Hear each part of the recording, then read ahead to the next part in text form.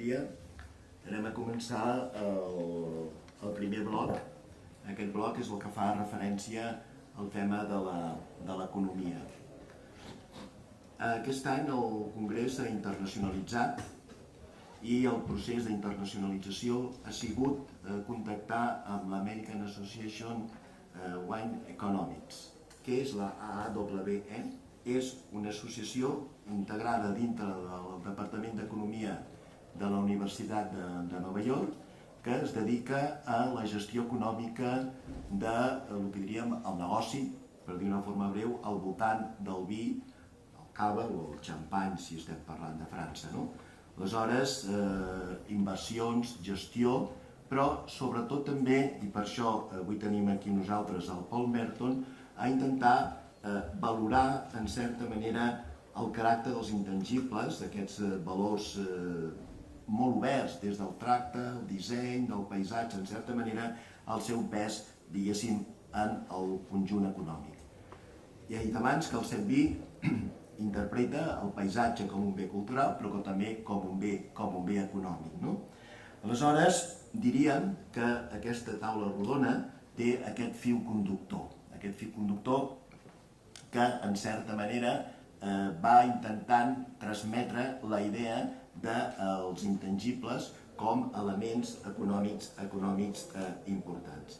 Això ho hem fet de la següent manera, o sigui, per una banda hem fet aquesta conferència del Paul Merton que es basarà sobre el valor dels intangibles dintre del total de la gestió econòmica i després veuran dos vídeos que corresponen a la conferència anual que aquesta, l'American Association, fa a diferents ciutats vitivinícoles. El darrer va ser a Bordeus i l'altre va ser a Parma. Com veuran vostès, si mirem el programa, veuran que els temes giren. El primer és Customer Experience and Its Challenge for the Wine Industry. L'experiència del client. Per què un client tria un producte o en tria un altre. I també el role of social media and expert review. Fins a quin punt els mèdia, a través dels crítics especialistes, a través de les revistes, tenen influència sobre l'economia d'un producte.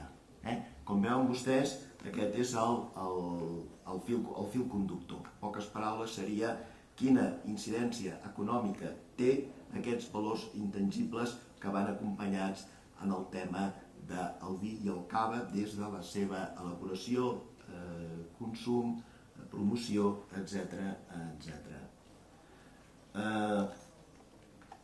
Thank you very much, Professor Paul Merton, for staying here with us. Ell com deia, és de la Universitat de Nova York i aleshores ell treballa, gestiona la Ethnos Wines Group. Aleshores, aquesta empresa que gestiona el professor Paul Merton és una agència que ofereix assessorament per inversors, col·leccionistes, formació en gestió financera estratègica pels productors de vi. Les àrees d'especialització comprèn els nous fluxos d'ingressos, estratègies innovadores, gestió de riscos, la gestió dels actius pels productors independents. En aquest cas es va fer per la xampanya, però tot el que ell proposa és perfectament aplicable al Penedès. A part de la gestió de Ethnos Wines Group, aquesta empresa que els comentava ofereix aquests serveis, és cofundador i director d'Operacions, Ciències i Enginyeria Financera a la Universitat de Cambridge. Aleshores, ens ha semblat que era una persona ideal per explicar aquests valors del paisatge intangible dintre dels registres econòmics. Welcome to Penedès, Professor Paul Merton. It's your time.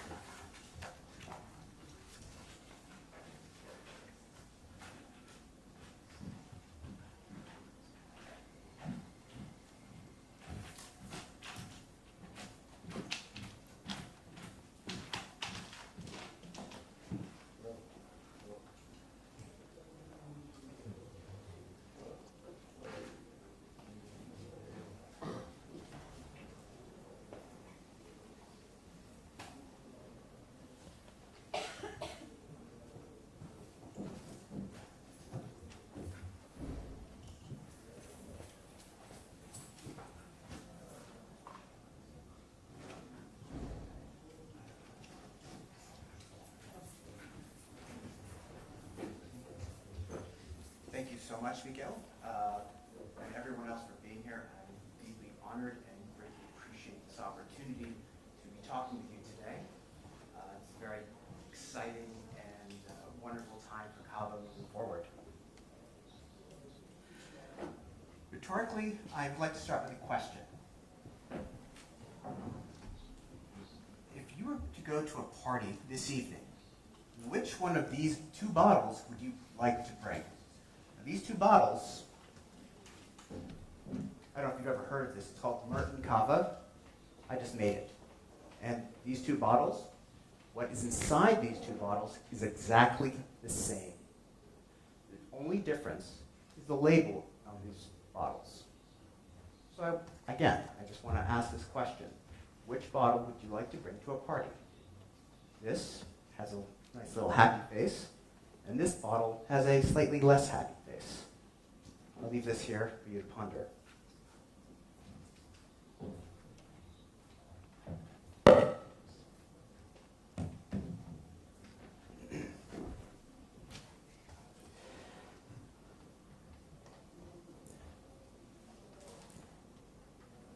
These labels are intangibles, and today we're going to be seeing how important they can be to the economic performance of a winery.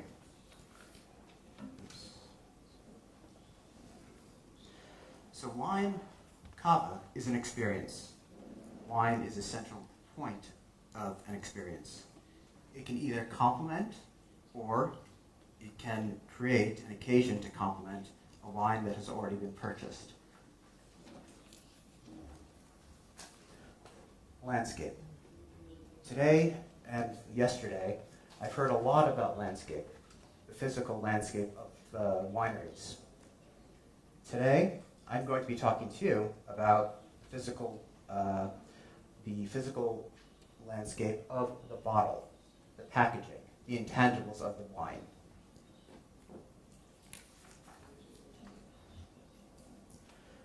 Tangibles versus the intangibles. Tangibles are just the wine and only just the wine. What are the intangibles? Everything else. That means not the wine, everything else except for the wine.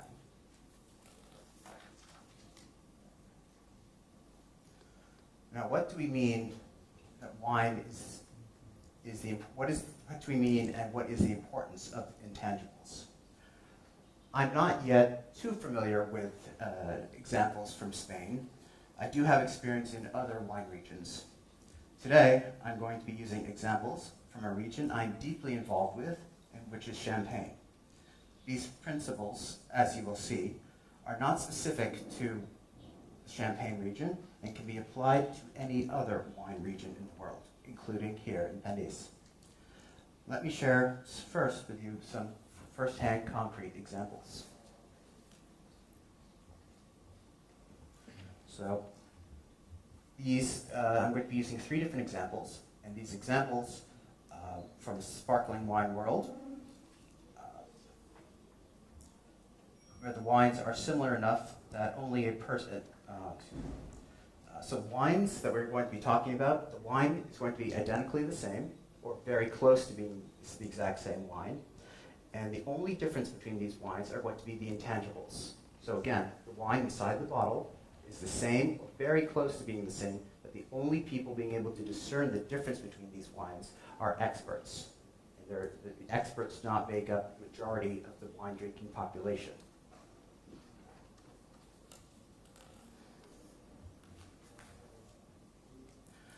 So our first example, where wine is the same, and the intangibles are different, comes in from Champagne.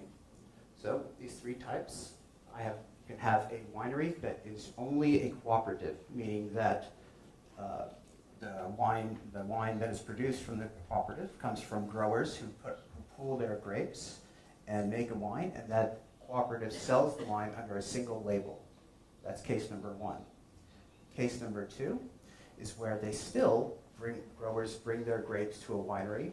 They produce a cooperative brand wine, and some of the growers, instead of just receiving payment for their grapes that they donate or contribute to the winery, they have their own wine produced as well. So in this case, you have both the cooperative brand and you have a participant's brand as well. Different labels, different intangibles, same wine. Third version of this, just as I said, cooperative producing the cooperative brand. Second, a participant member of the cooperative producing their own label. And the third type in this situation is a buyer's own brand.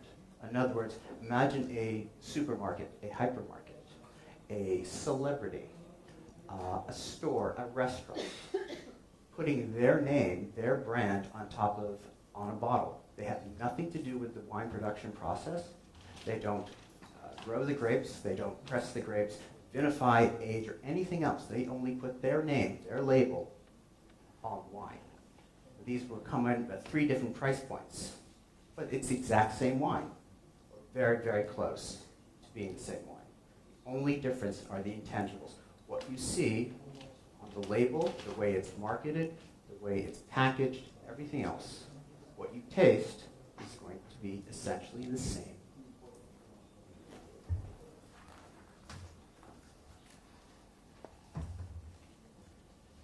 Example number 2. So I found this online retailer, Vins, which is here in Spain. That is, and I invite you to look at some of these examples from this website.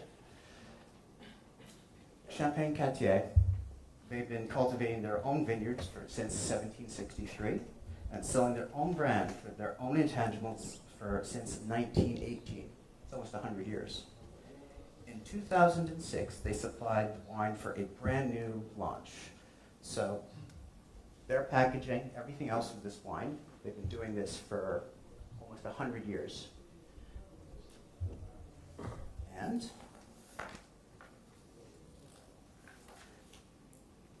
Ace of Spades, Armand de Brignac champagne, commonly known as Ace of Spades because it has an Ace of Spades on the bottle. Starting in 2006, Jay-Z started promoting this in lieu of Cristal. And so what we have again, same wine inside the bottle. The Cartier family is just on their website, makes the wine inside this bottle.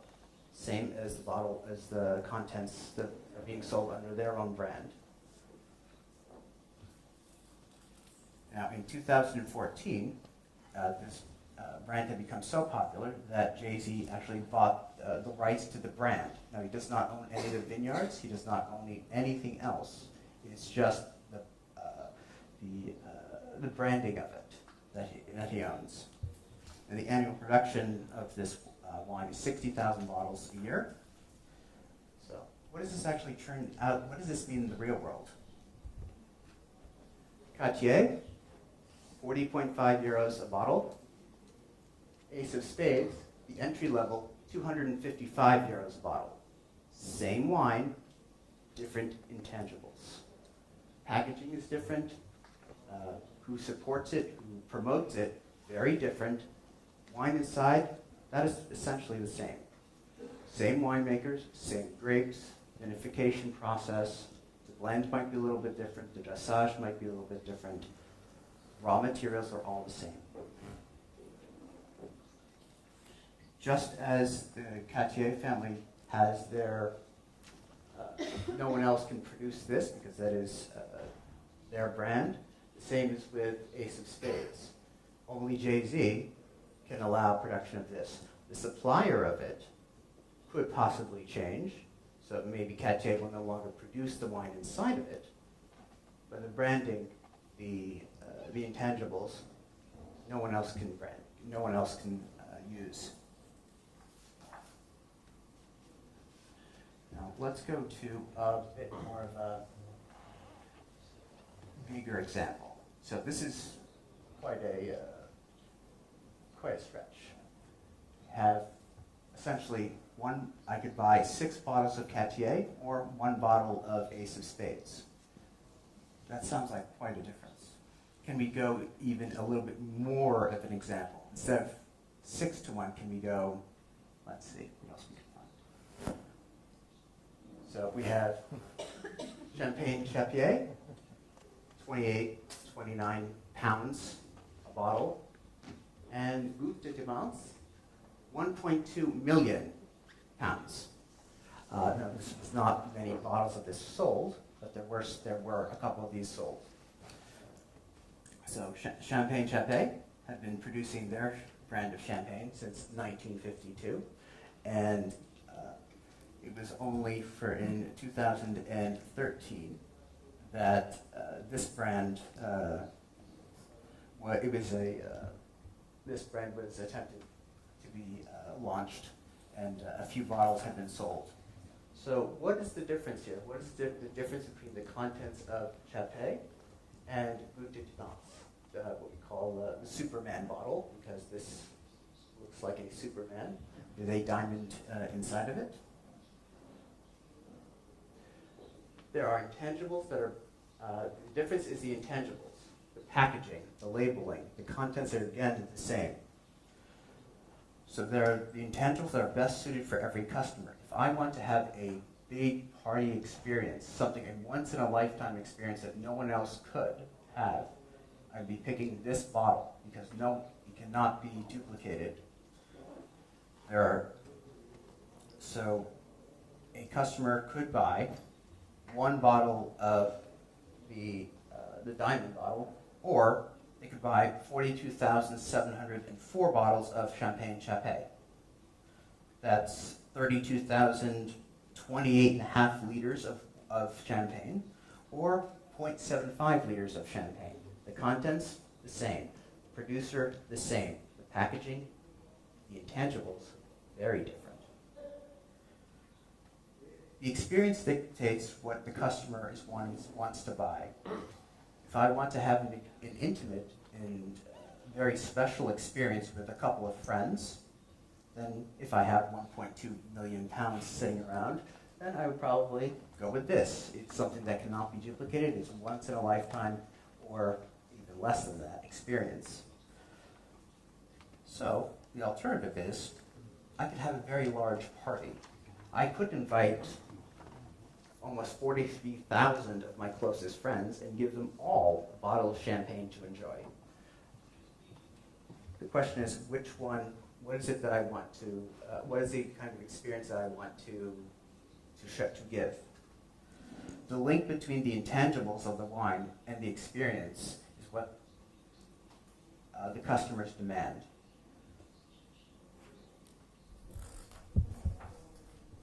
So we've spoken a bit about tangibles being the same and people paying for essentially the intangibles. It's possible then that maybe people don't even necessarily want the tangibles as much as what we think. Are there examples of this? There are. So, Ace of Spades again.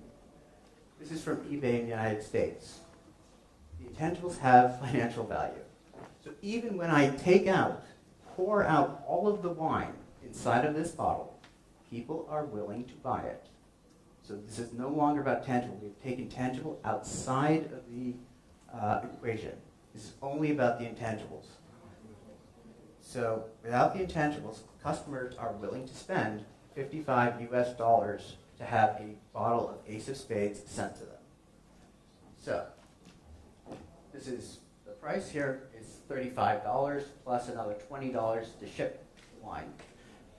And you could say, well, this is just somebody put this online. It doesn't necessarily mean anybody is going to be buying it. Well, here, 71 sold. That's 87% of what was originally offered has been sold. So you better hurry up because there's only 10 left. And so this is this example again. What we see, no wine, people are still willing to pay for the intangibles.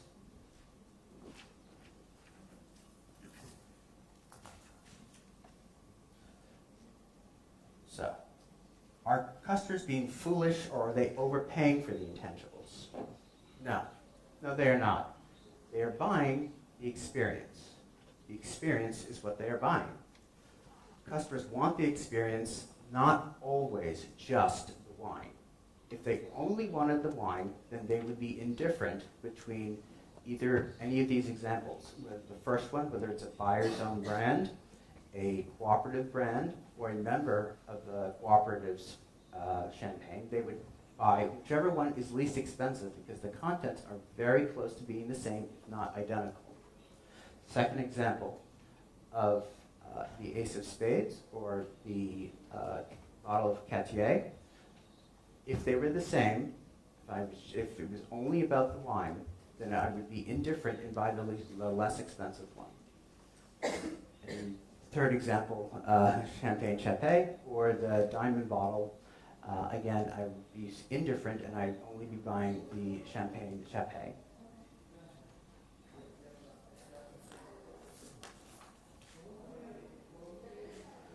So fooling people is not sustainable.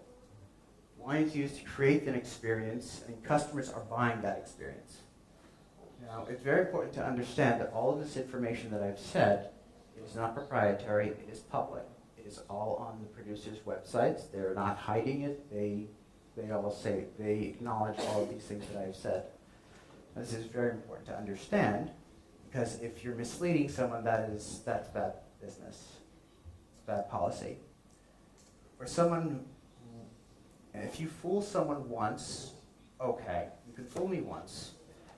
However, the goal of this is to get repeat customers. The expenses of the packaging and the marketing far exceeds the revenues received for a one-time purchase.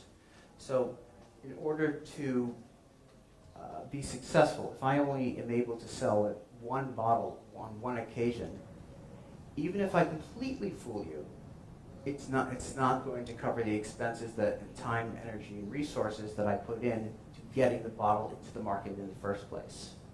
The signaling shows saying, I believe my wine is good enough that you're going to buy it not just once, but multiple times.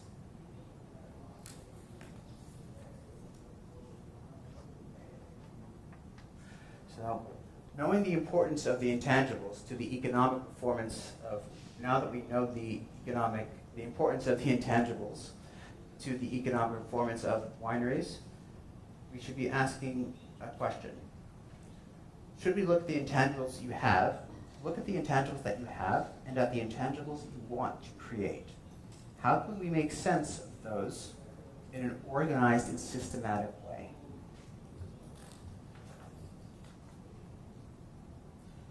First thing, know your customer. Second thing, know your customer. And third thing, know your customer.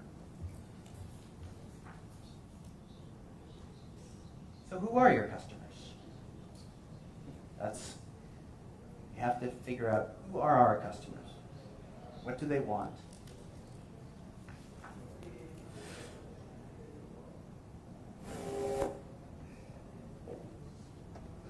If I walked in here and I said, where should I go listen to music? What would you say? What do you know about me? You may have read a little bit about me, but you don't necessarily know my musical preference. So before making a suggestion of where I should go to listen to kind of music, you may want to ask me, what kind of music do you like? Do you like art music, classical music, something that you might go to listen to a symphony?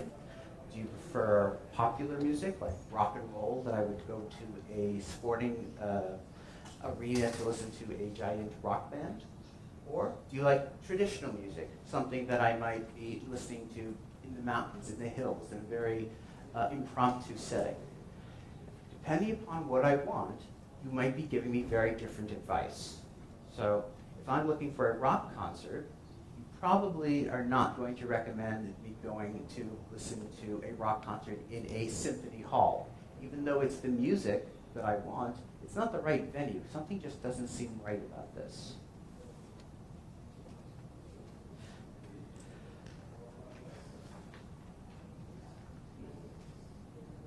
So don't send me to a discotheque when I want to listen to classical music, and do not sell to your customers that which they do not need or want.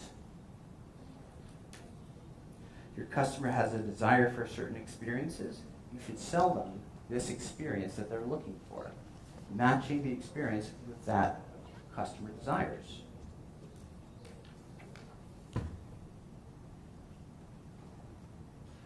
So, what experiences are your customers likely to want? Do they want a solitary experience, drinking alone? Are they looking for a more sociable experience? Is it a romantic evening, a relaxed and at ease moment or situation? What is it that your customers are likely to want?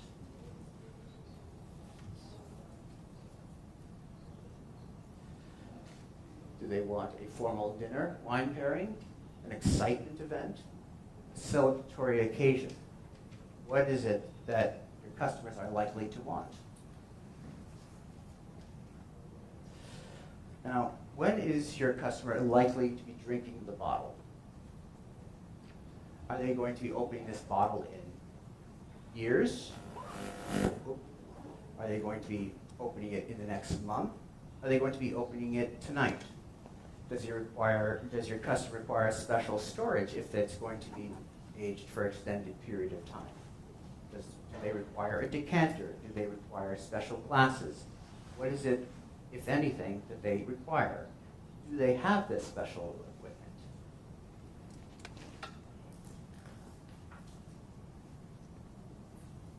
So, where are your customers located? Are they urban, suburban, or rural? And are there cultural or regional differences between them?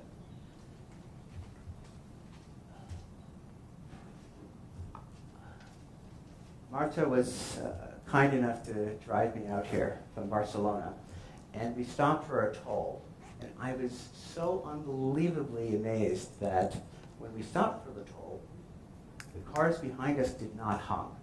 In the US, if we had stopped for more than 10 seconds, there would have been honking and probably some other things said as well. It was unbelievable. No honking, even though we waited for about 30 seconds to get through the toll. And Marta informed me that this is not always the case. It happened because, well, where were we? We weren't in Barcelona. We were on the highway in a more rural area, and the time of the day that we were traveling. So, understanding the circumstances when what your wine is going to be consumed and enjoyed is very important.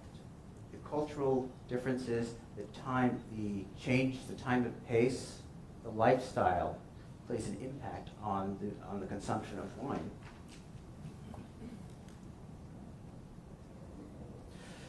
So, why do your customers drink cava? Again, you must know your customers. You must use every opportunity to communicate to your customers what they demand is what you're supplying. So what is the experience that they want, and what is the experience that you feel that you can provide for them? All of the intangibles need to communicate this. It doesn't mean saying to the customer, this is what this does, this is what my wine will give you as an experience. Don't tell them, show them. That means whatever is on your bottle, whether it's the bottle, the shape, the size, all of the intangibles have to convey what is it that the customer is going to experience when they open this bottle.